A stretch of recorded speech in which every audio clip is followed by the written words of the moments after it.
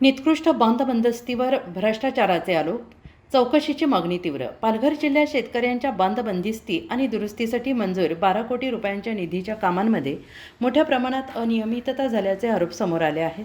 डहाणू तालुक्यात सुरू असलेल्या कामांमध्ये निकृष्ट दर्जा आणि टक्केवारीच्या व्यवहारामुळे शेतकऱ्यांमध्ये तीव्र नाराजी निर्माण झाली आहे.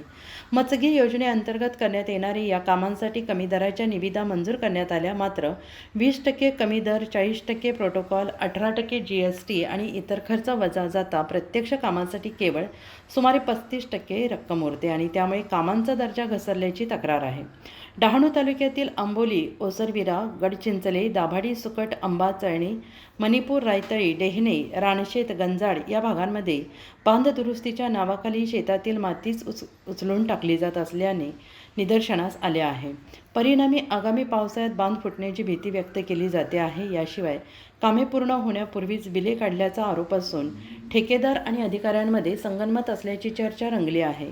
2 वर्षापूर्वी मंजुरी मिळालेल्या कामांना उशिरा गती देत अवघ्या काही दिवसात कामे उरकली जात असल्याने संशय अधिक गडद झाला आहे. दरम्यान या कथित गैरप्रकारांची चौकशी करण्याची मागणी सामाजिक कार्यकर्त्यांनी राज्याचे कृषी मंत्री दत्तात्रय भरणे यांच्याकडे केली आहे. मी नुकताच येथे रुजू झालो आहे. कामात गैरव्यवहार असल्यास याची माहिती घेऊ. निधी परत जाऊ नये म्हणून आगाऊ रक्कम काढली असली तरी अद्याप कोणालाही पैसे देण्यात आलेले नाहीत. डॉक्टर जगन सूर्यवंशी, तालुका कृषी अधिकारी, डहाणू यांनी सांगितलं आहे.